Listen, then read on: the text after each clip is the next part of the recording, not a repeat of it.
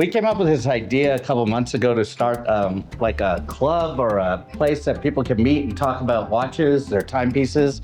It's turning into something that people are really getting into. We started with this idea, Jake and I, on calling it Minutes and Mischief. So this is going to be like a constant going thing throughout the year. We'll sporadically have meetings like this and bring in really great speakers. Graciously, Rick accepted right away to do the first one, and we're excited to have him. So, I mean, talk about a man that just has an extensive collection, just great business mind. One of the things I love he said to me was, I speak all around the world. I speak about finance, I speak about OU, different things to do with the state, but I'm really excited about this one. So we're really excited to hear it. I think this market, you think about this, we're the 20th largest market right now in the United States. We've had incredible net in-migration as a state. And yet, in a lot of the areas of like luxury goods in particular, we are really pretty underserved. As a lot of you know, if you want to go anywhere to get anything nice, you got to go to Dallas or New York or someplace else. So I'm excited about what, in particular, that you're doing, the vision that you've had to bring some of that to Oklahoma City, because it's desperately needed. So just in terms of being a pioneer and a visionary, let's hear it for Valerie. What is Savannah or Queensland, or the changes of all Oklahoma City? Pretty awesome.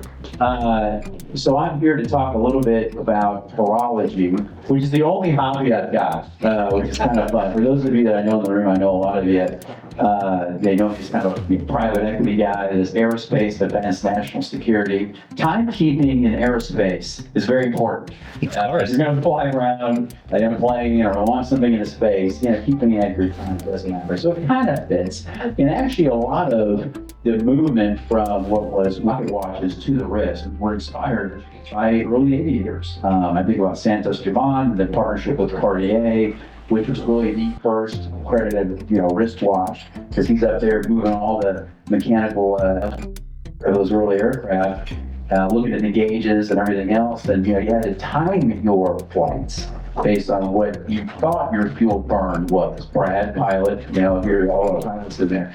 There weren't necessarily fuel gauges and everything else that you have today. So you had to factor airspeed and everything else against what you thought. So telling time was incredibly important. You didn't want to fiddle with all that stuff and pull your watch out and try to test it. So some of the early innovations in timekeeping were very linked to aerospace. So in some ways, it's a little on brand for what we do.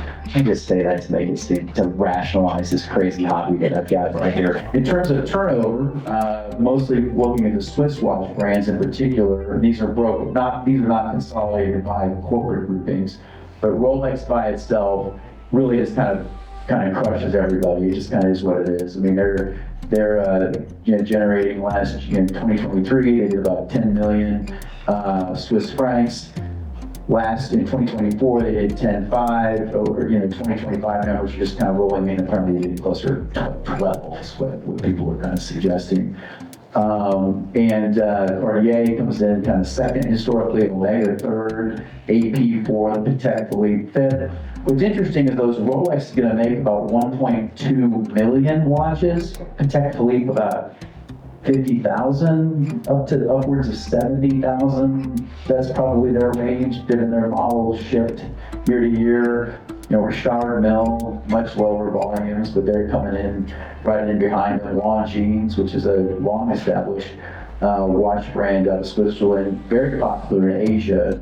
They're sold here in Oklahoma City as well. They needed a Vacheron, Breitling, and Tissot. Not much movement between the top 10. They pretty much stay there. Rolex, any given year, somewhere between 25 and maybe up to 33% by volume of total watches sold.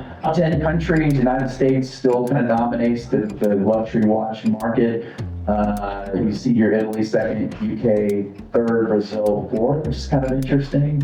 India fifth, Mexico, then Australia, France, Canada, and Indonesia.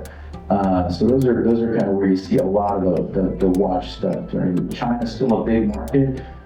They're buying a lot of the, I would say, sub-luxury brands, but they're continuing to move up in volume. Luxury watch buyers, kind of fall into a few different categories. True to myself, put together, confident. These are folks that are kind of low purchase frequency, purchase luxury watches in different price ranges. They buy new watches and value credibility, and obviously they're kind of typically your suburban type folks.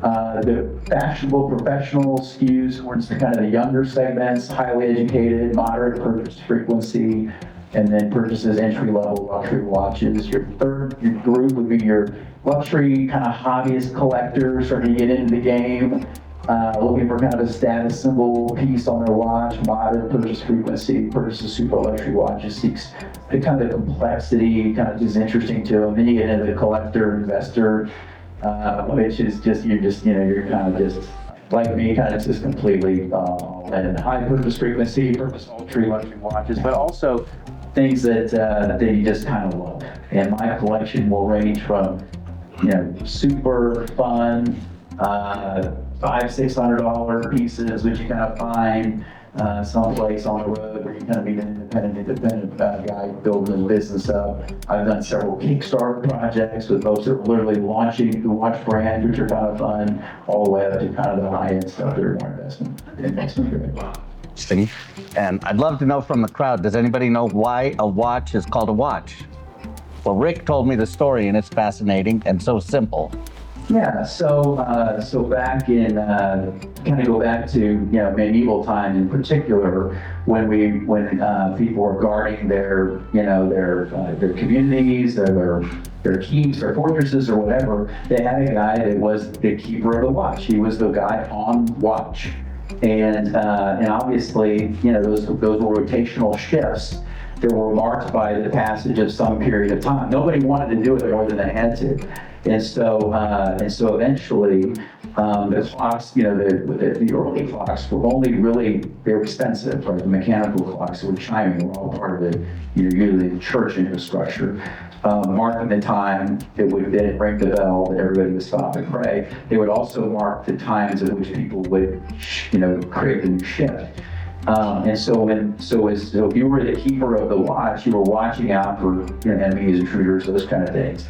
Ultimately, they were the first ones to actually use pocket watches. What's your favorite watch back there? That was my question initially, and this is great. You can't. It's really kind of hard to pick one. It's kind of what's your favorite kid or something like that, which is a terrible. Talk about a couple of them. Yeah. So in particular, I want to point out a couple that I think are just kind of fun for what they represent.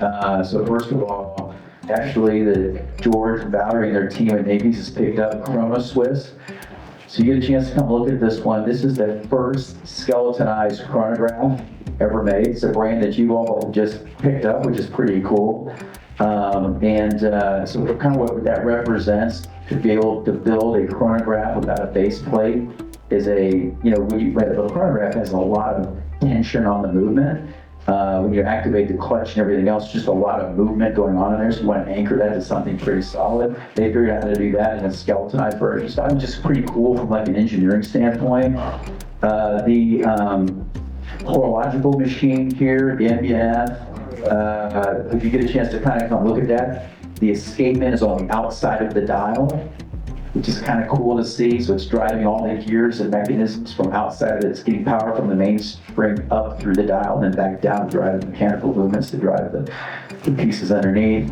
Again, just from an engineering standpoint, the Patek Philippe annual or perpetual calendars set at once. Don't think about it again. I'm wearing one of those as well from Ed Pijorn, which is an independent watchmaker in Switzerland also. This is a discontinued piece that he did. What's cool about this is that most watches will move through the calendar cycles and date cycles on a series of gears that are kind of rotating everything into the next. So the day will rotate, the month will rotate, the year, to the extent you've got those complications. This will hold tension, and at midnight they all snap together. And so to do that from a mechanical standpoint is incredibly difficult. So I'd say the one I'm wearing is kind of a favorite.